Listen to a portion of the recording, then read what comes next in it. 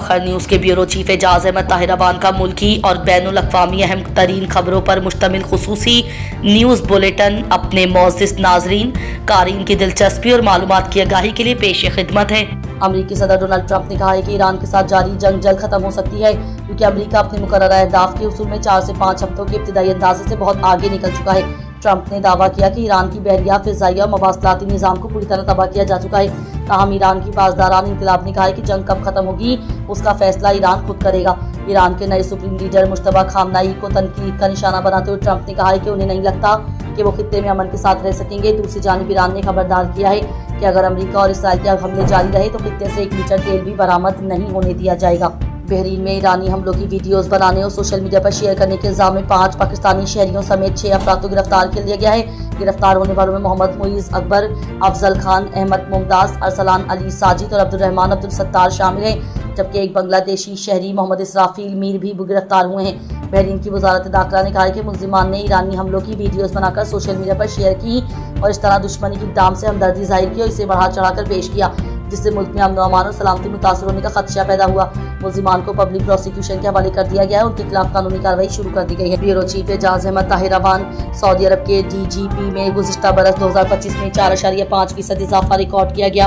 مجموعی خام پیداوار اور مستحکم گھریلو طلب نے ترقی کو تیز کرنے میں مدد کے حاصل کی۔ جنرل اتھارٹی برائے شماریات کی رپورٹ میں کہا گیا کہ نان آئل سیکٹر میں شرح نمو 4.9% رہی، جبکہ تیل کے شعبے میں 5.7% اور حکومتی سرگرمیوں میں گزشتہ برس کے مقابلے میں 0.9% اضافہ ہوا۔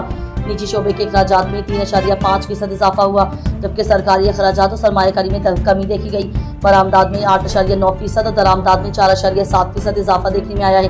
سال 2025 میں مملکت کی مجموعی قومی پیداوار تقریباً 4,799 ارب ریال رہی، جس میں خام تیل اور قدرتی گیس کے شعبے کا حصہ سب سے زیادہ رہا جو 17.1% تھا۔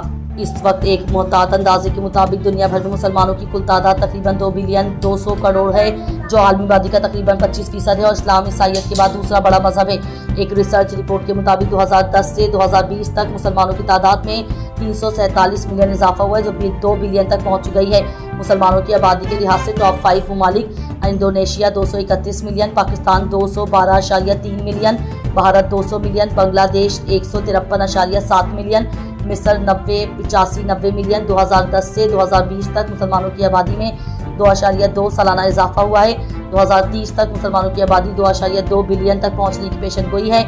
سال 2060 تک دنیا بھر میں آبادی 3 بلین کروڑ سے بھی تجاوز کر جائے گی۔ ایران کی اب نائب ہرمز بند کرنے کی دھمکی کے بعد اب حوثی باغیوں نے نہر سوئز کو بند کرنے کی تیاری شروع کر دی ہے۔ حوثیوں نے کہا ہے کہ وہ جلدی نہر سوئز پر راکٹ سے حملہ کریں گے، جس سے اس نہر میں آمد و رفت متاثر ہو سکتی ہے۔ نہر سوئز یورپ اور مشرقی وسطیٰ کی لائف لائن تصور کی جاتی ہے۔